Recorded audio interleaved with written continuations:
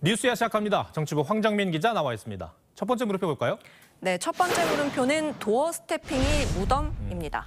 윤석열 대통령이 출근길에 매일 아침이죠. 기자들과 약식으로 일문일답을 하는데 그걸 도어 스태핑이라고 해요.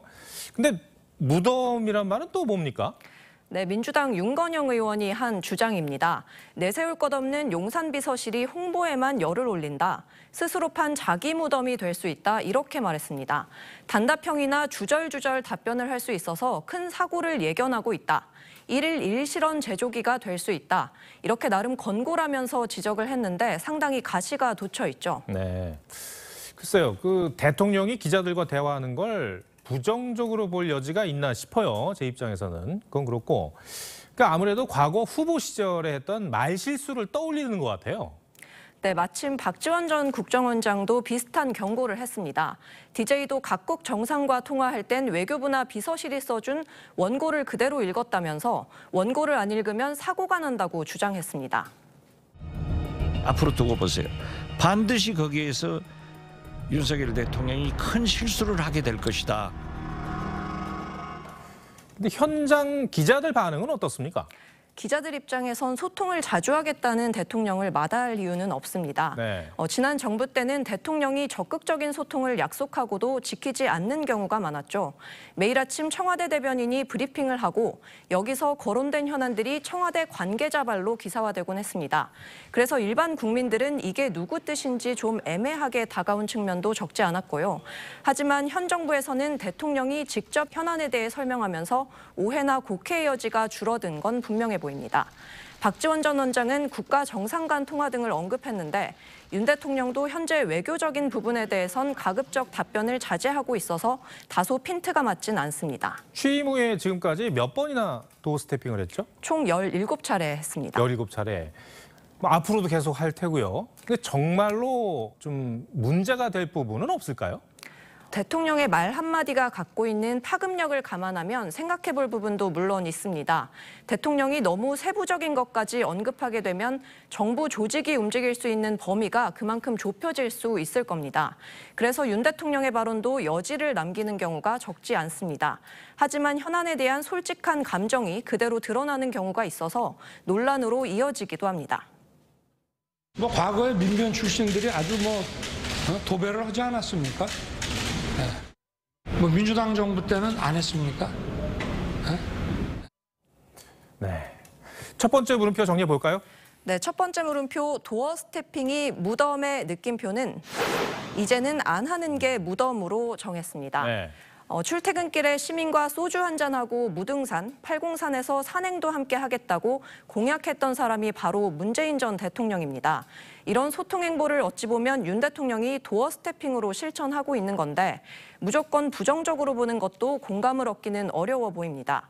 백악관처럼 이런 전통이 자리 잡게 되면 후임 대통령도 이제 안 하기가 어려울 듯합니다. 알겠습니다. 두 번째 물음표는 뭡니까? 네, 두 번째 물음표는 조국에게 침뱉는 언론입니다. 최근에 유시민 전 이사장이 저런 말을 해서 논란이 되고 있죠? 네, 그렇습니다. 노무현 재단 유튜브 채널에서 한 말입니다. 누군가에게 침을 뱉는 것으로는 세상을 바꿀 수 없다는 한 칼럼 속 문장을 언급하면서 자신과 조국 전 장관에게 이런 침뱉기 보도가 많다고 했습니다. 어떤 보도가 그렇다는 건지 구체적으로 얘기를 했습니까? 아닙니다. 구체적인 이야기는 없었지만 억지 비방이 많다고 뭉뚱그려서 지적했습니다. 사실을 그렇게 중요하게 여기는 것 같지 않아요. 너무나 많은 언론 보도, 기자들의 보도가 누군가에게 침뱉는 보도예요. 그런데 특정 매체가 아니라 거의 모든 매체가 비판을 했는데 뭐가 문제라는 건지 사실 잘 이해가 안 가거든요. 맞습니다. 유 전 이사장은 조국 사태 초기부터 어떤 이유에서인지 일관되게 조 전 장관을 옹호해 왔습니다. 유죄 판결이 확정된 동양대 표창장 위조 의혹이 처음 불거졌던 당시에는 유 전 이사장은 최성해 동양대 총장에게 전화를 걸었던 것 기억하실 겁니다. 당시 최 총장은 유 전 이사장이 이렇게 수습하면 된다는 식으로 일종의 시나리오를 불러줬다고 증언한 바 있죠. 또 진중권 전 교수가 유 전 이사장에게 동양대 표창장이 위조라고 알려졌지만 유 전 이사장이 대안적 사실을 제작하면 그게 새로운 사실이 된다면서 오히려 진 전 교수를 안심시켰다. 이런 이야기도 진 전 교수 책에 등장합니다. 부끄러움을 알아야 되거든요. 지금 허구 자기 환상 속에 좀 빠져가지고. 유 전 이사장은 검찰이 노무현 재단 계좌를 들여다봤다고 거짓 주장을 해서 1심에서 유죄 판결이 나왔잖아요. 근데 여전히 언론에 화살을 돌리는 것 같네요. 네, 지난 9일 재판의 쟁점은 유 전 이사장이 허위임을 알고도 발언했는지였습니다. 재판부는 2020년 7월 발언에 대해선 유 전 이사장이 허위인 걸 알았고 비방 목적도 인정된다면서 벌금 500만 원을 선고했습니다.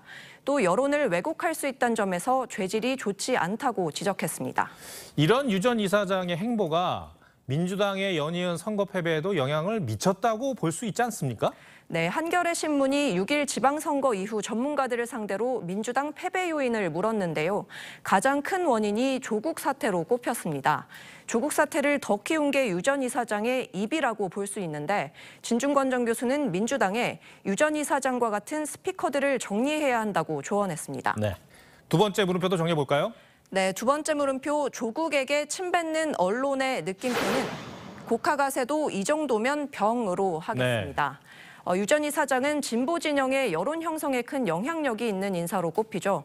곡학아세라는 건 그릇된 학문으로 특정인이나 진영에게 아첨하는 걸 지적하는 말인데 누가 진짜 침을 뱉고 있는 건지 유 전 이사장도 한 번쯤은 생각해봤으면 해서 느낌표로 골라봤습니다. 네. 황 기자 오늘 설명 잘 들었습니다.